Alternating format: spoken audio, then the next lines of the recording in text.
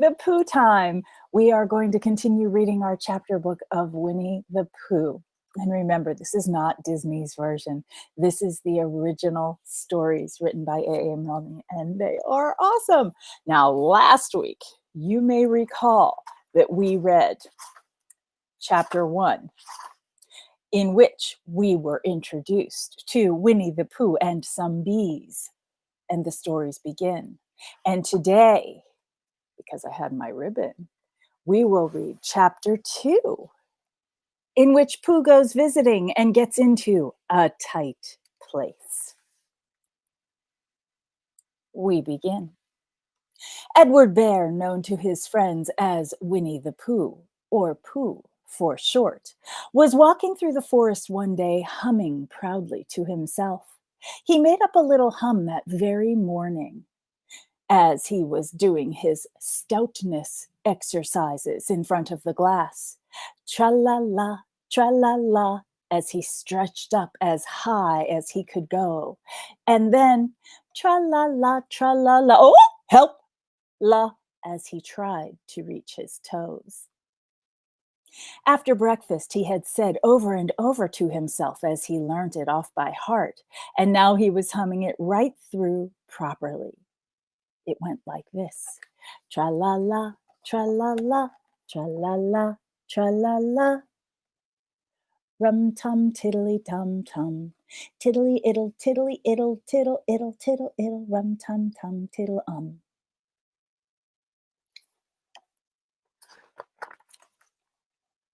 Well, he was humming this hum to himself and walking along gaily, wondering what everybody else was doing and what it felt like being somebody else, when suddenly he came to a sandy bank, and in the bank was a large hole. Aha, said Pooh, rum-tum-tiddle-um. If I know anything about anything, that hole means rabbits, he said. And rabbit means company, he said. And company means food and listening to me, humming and such like. Rum-tum-tum-tiddle-um. So he bent down, put his head into the hole, and called out, "Is anybody home?" There was a sudden scuffling noise from inside the hole, then silence. What I said was, "Is anybody home?"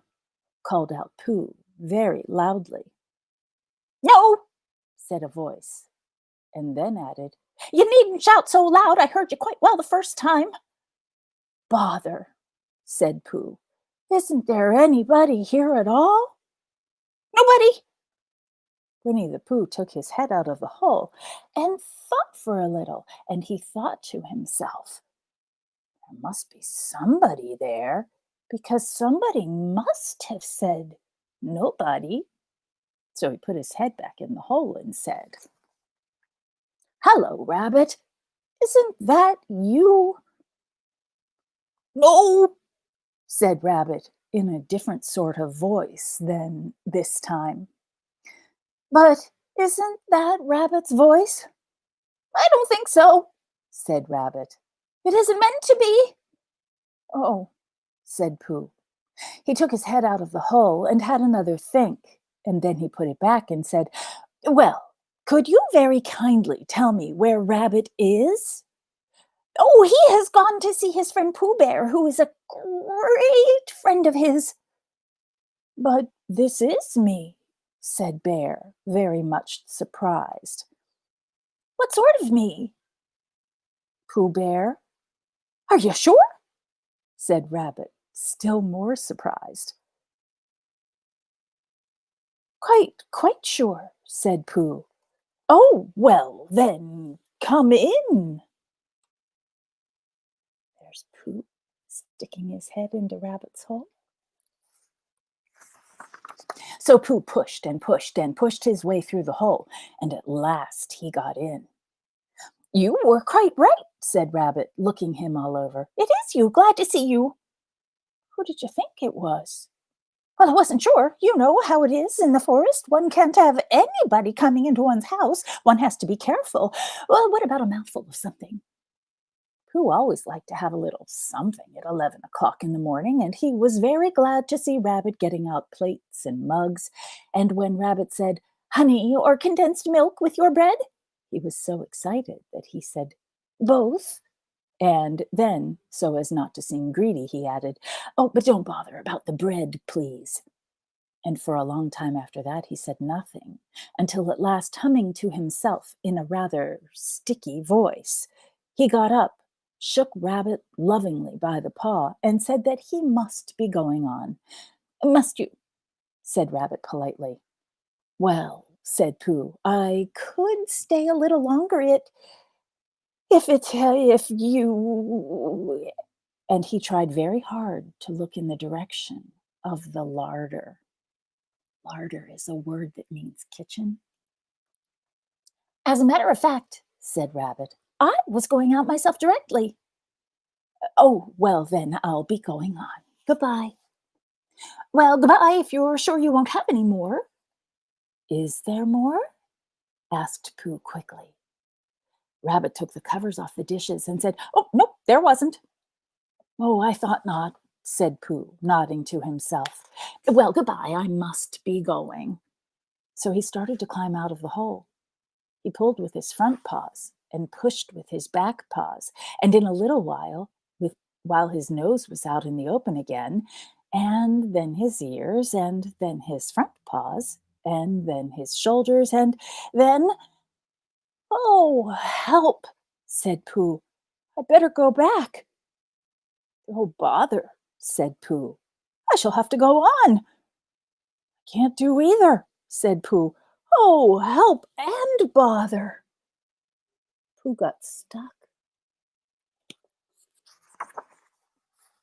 Now, by this time, Rabbit wanted to go for a walk too, and finding the front door full, he went out the back door and came round to Pooh and looked at him. "Hello, are you stuck?" he asked. "No," said Pooh carelessly, "just resting and thinking and humming to myself." "Here, give us a paw." Pooh Bear stretched out a paw, and Rabbit pulled and pulled and pulled. "Ow!" cried Pooh. "You're hurting." "The fact is," said Rabbit, "you're stuck." "It all comes," said Pooh crossly, "of not having front doors big enough." "It all comes," said Rabbit sternly, "of eating too much. I thought at the time," said Rabbit, "only I didn't like to say anything," said Rabbit. "That one of us was eating too much," said Rabbit, "and I knew it wasn't me," he said.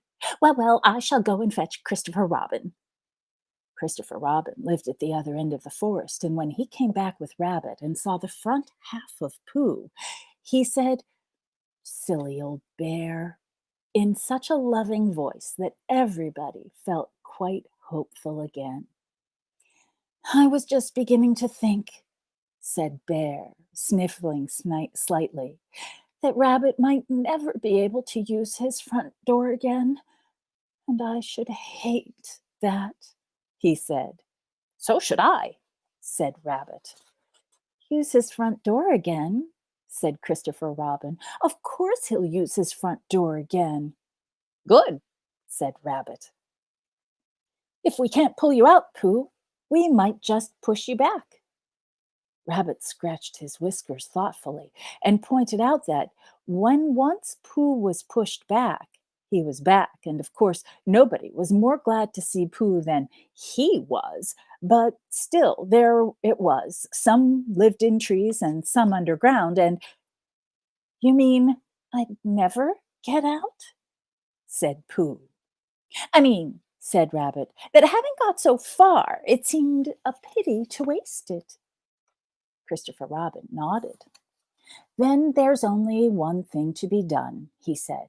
"We shall have to wait for you to get thin again." "How long does getting thin take?"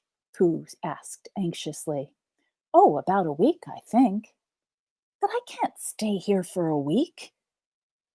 "You can stay here all right, silly old bear. It's getting you out which is so difficult." "We'll read to you," said Rabbit cheerfully. "And I hope it won't snow," he added.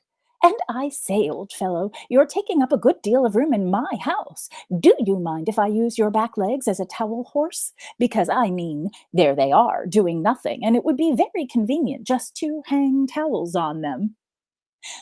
A week, said Pooh gloomily. What about meals?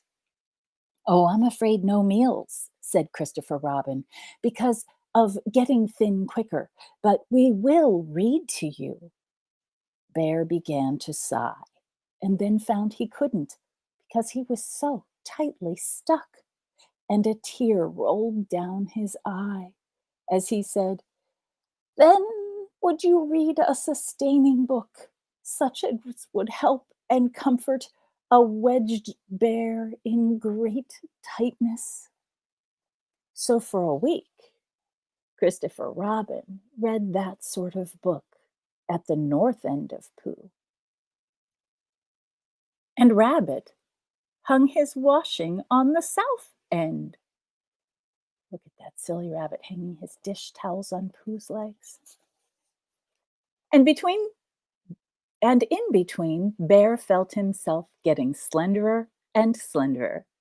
And at the end of the week, Christopher Robin said, now.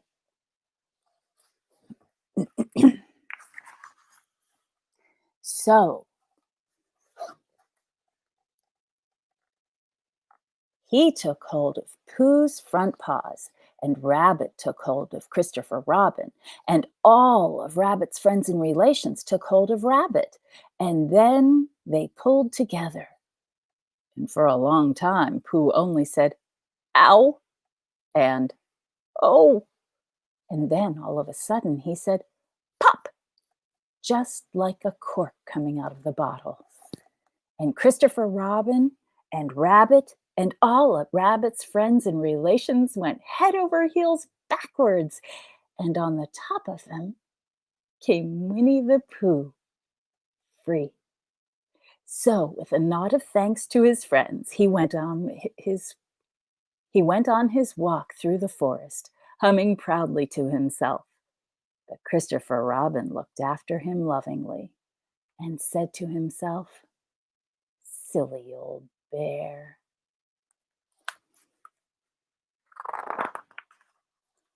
That was chapter 2. So we'll put our ribbon in for next week when we will read chapter 3, in which Pooh and Piglet go hunting and nearly catch a woozle. So for the news this week, tomorrow, Miss Laura is doing a sing-along. Please tune in. It'll be lots of super fun songs. I think that's at 11 o'clock tomorrow, but check our website for more information.